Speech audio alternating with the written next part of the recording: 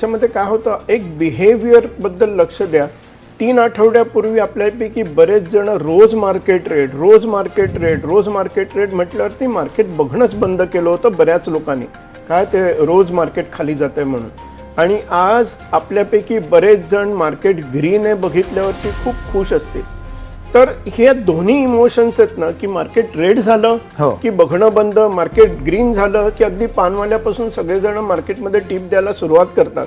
ते हे दोन्ही एक्स्ट्रीम आपल्याला अवॉइड केले पाहिजे. म्हणजेच काय तर आपल्या इन्व्हेस्टमेंटमध्ये संतुलन असणं, योग्य बॅलन्स असणं, वाहवत न जाणं हे अत्यंत महत्त्वाचं. आणि त्याच्यासाठी मी आपल्या गुंतवणूकदारांना एक नक्की सजेशन किंवा सूचना देऊ इच्छितो, ती म्हणजे बॅलन्स ॲडव्हान्टेज फंड.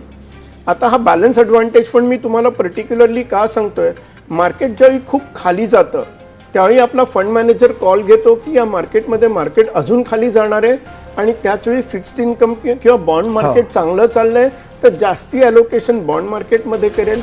आजच्यासारखी सिच्युएशन आहे जिकडे आपल्याला वाटते दीर्घकालीन मार्केट आता फेवरेबल आहे, त्यावेळी इक्विटी मार्केटला जास्ती एक्सपोजर देईल. म्हणजेच काय, मार्केट खाली गेलं तरी तुम्ही जिंकताय, मार्केट वरती गेलं तरी तुम्ही जिंकताय, बरोबर. आणि तुम्हाला मध्यम मार्गी रिटर्न मिळतात. याच्यामध्ये सगळ्यात महत्त्वाचं काय की तुम्हाला एक्स्ट्रीम निगेटिव्ह एक्स्ट्रीम पॉझिटिव्हच्या ऐवजी एक संतुलन, आपण सगळे मध्यम वर्गीय, आपले रिटर्न्स पण जर मध्यम असतील, जास्ती कमी नाही जास्ती नाहीत, आणि त्यामधून जर आपण जिंकू शकत असू तर तो नक्कीच चांगला मार्ग आहे. आणि तुम्ही हे particular product balance advantage fund हे पर्टिक्युलर प्रॉडक्ट तुम्ही नक्की बघू शकता.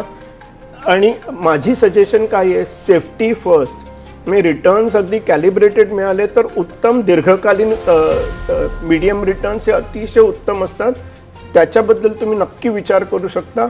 आणि योग्य गुंतवणूक, दीर्घकालीन गुंतवणूक आणि SIP कंटिन्यू करणं हा यशाचा राजमार्ग आहे, हे कायम लक्षात ठेवा. बरोबर आहे. आणि